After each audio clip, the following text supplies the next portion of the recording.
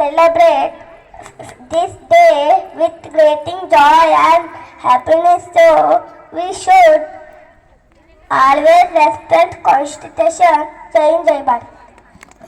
Thank you.